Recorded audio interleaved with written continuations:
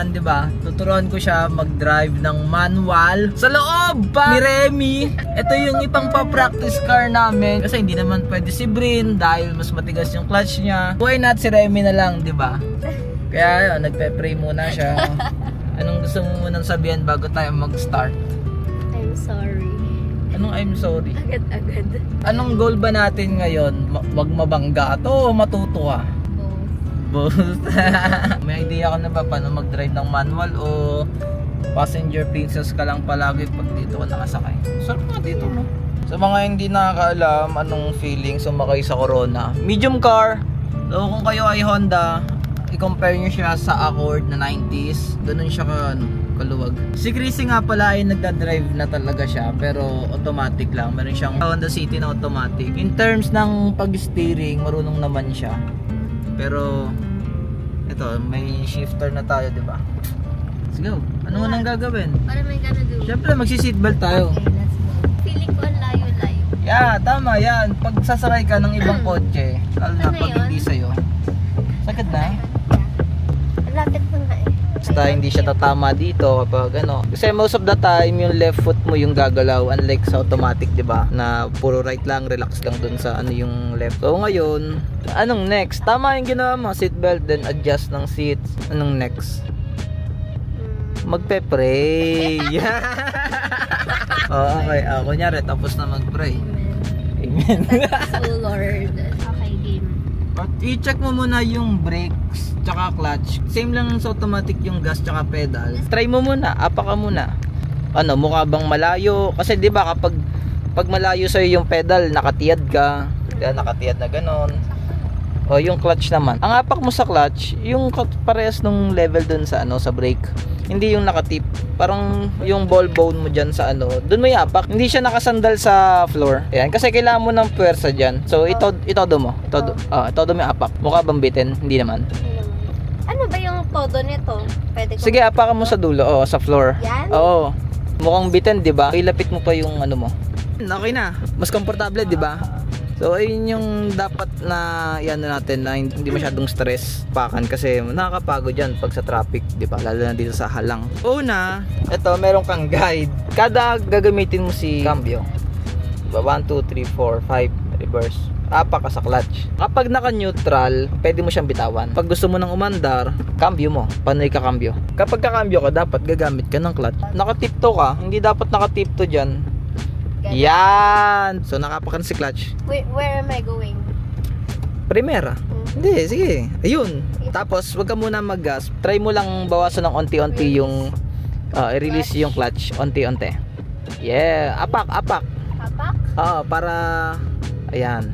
Tuturuan mo na sa kanya makalibrate yung biting point ng clutch. So forward muna kami, neutral, then primera, neutral. Wala munang gas kasi nasa ano naman kami, naka-level naman yung kalsada. Isa pa ulit.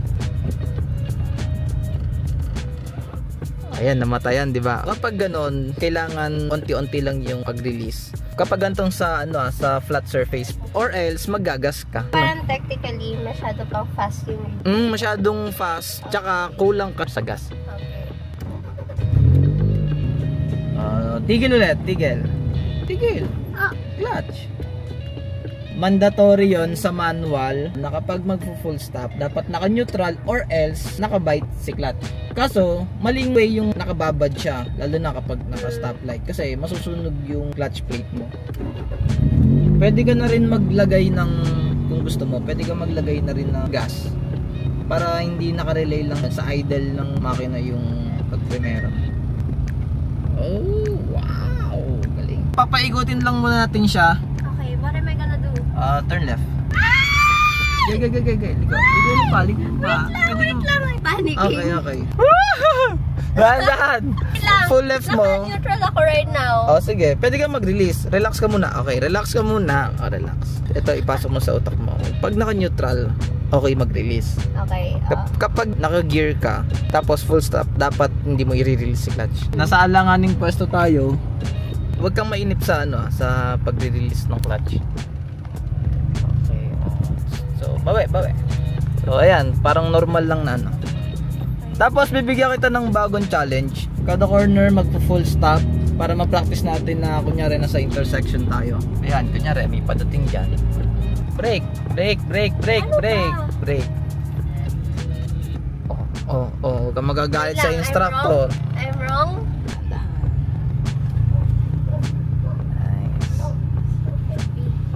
Ang galing mo fast learner ka. Full stop. Full stop. Nakikita ko na ma-muscle memory mo na yung parang logic ng manual. So, when I go to stop, brake first at the clutch at the brake? Yeah, hindi ko muna ituturo sa'yo yung proper paggamit ng clutch. Kasi may mga technique pa tulad ng mga engine brake. Ayun yung para hindi nakababad. Technique yun kapag galing kang Baguio or sa mga bundok. Ngayon, pwede mo munang i-apply yung brake tapos neutral. Matututunan mo din yung mga ibang paggamit ng engine brake pag tagal-tagal. Pwede ka mag-gas. Iba-balance mo yung gas. Yay! Sige nga, tigil ka nga dun sa may shadow. Saktoon mo. Shadow? Yan. Eh! Tama ginawa I'm ko. so proud Tama of you. ginawa Ang ko. bilis mo natuto. Tama yun? Oo. Okay. Ito rin yung advantage guys ng kapag marunong na sa automatic. Kasi natutunan na nila yung tamang paggamit ng steering wheel. Diba? Ayan, tulad nito, nasa linya na. Kumbaga may calculation na sila, tansya na nila yung sasakyan. Kaya ayun, may advantage din pala kasi sabi 'di ba nila na go. Oh, galing nakatigil kami yun.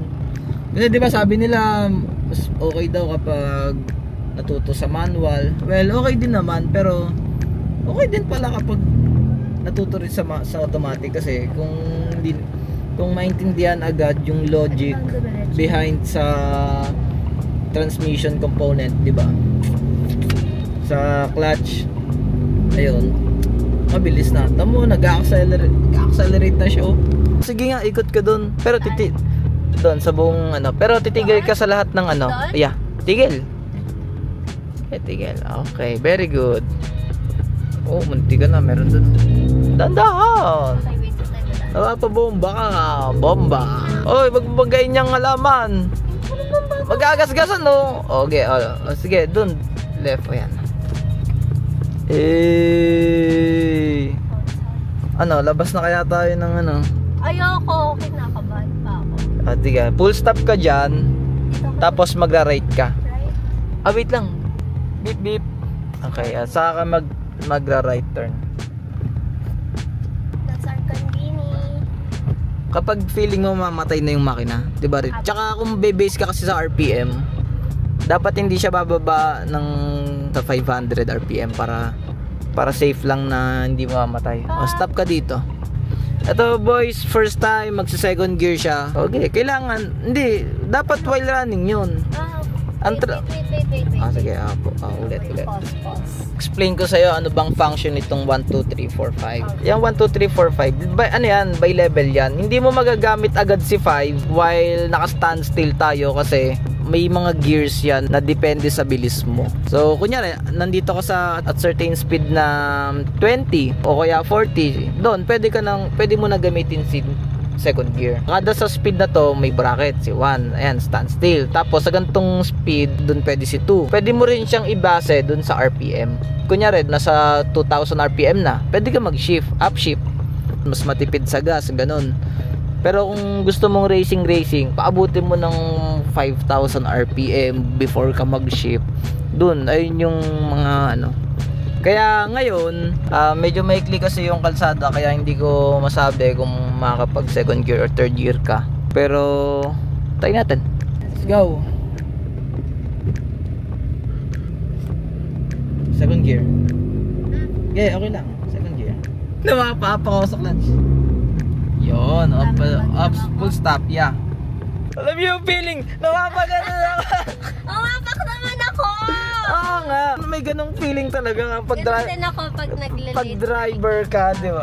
Pag late braking, napapagano ako. Ang galing mo. May gusto akong gawin mo. Pagka primera mo, try mong i-balance si gas. Huwag ka masyadong mag-relay sa idle. Kasi ang ginagawa mo, di ba ngayon, clutch lang, hindi ka naggagas sa primera. Like, So, ng pag-ibig. yeah, oo, natitimpla yun. Para hindi ka masyadong mamamatayan kasi bumababa talaga yung RPM niya sa ano, sobrang baba. Kung kalsada natin, kunyari pataas, aatras ka. Ayun yung mga nangyayari sa ano nung ibang, medyo mahirap siya pero naaaral yun kasi titimplahin mo. O, kunyari, ayan, sa brake mo na, primera. Yan. Gas. Pwede ka mag-gas ng konti. Gas agad? Oh, pwede. Well, di ba nag-release?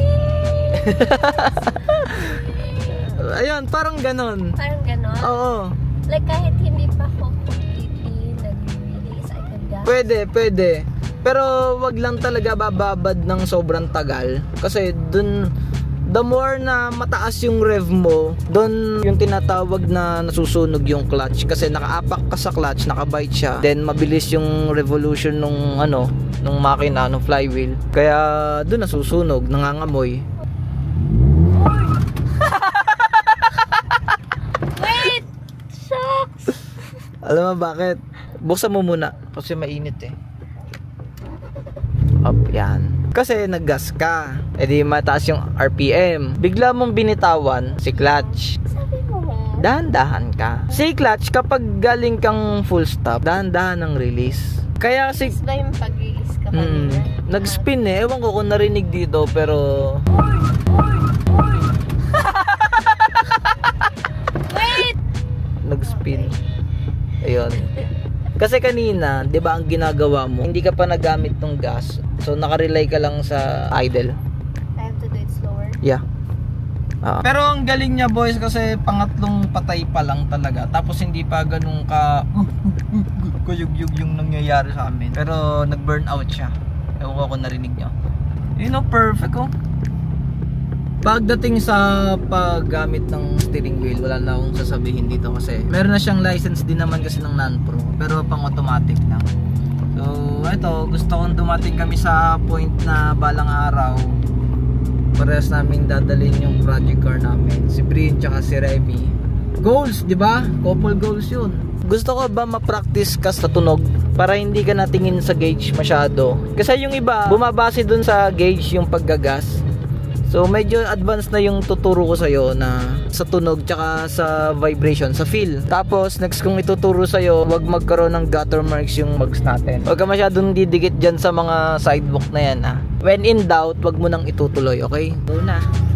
Bye! Ingat!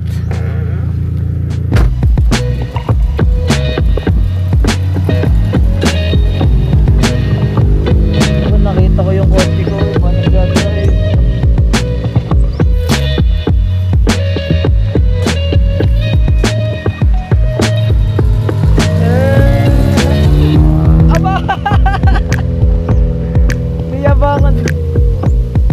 okay. Yeah. Oh, hindi siya namatayan. Ang galing. Isa pa. Ayun, umulit.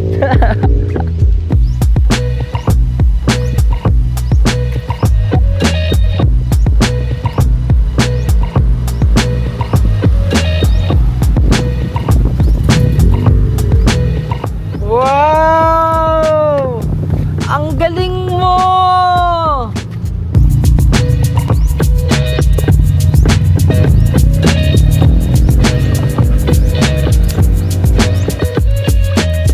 Yay! Ay! Okay na, marunong na mag-manual. Pwede na pakasalan to, no? Pag ganun. Yari sa magulang. Iuwi mo na doon sa bagong challenge. Wala!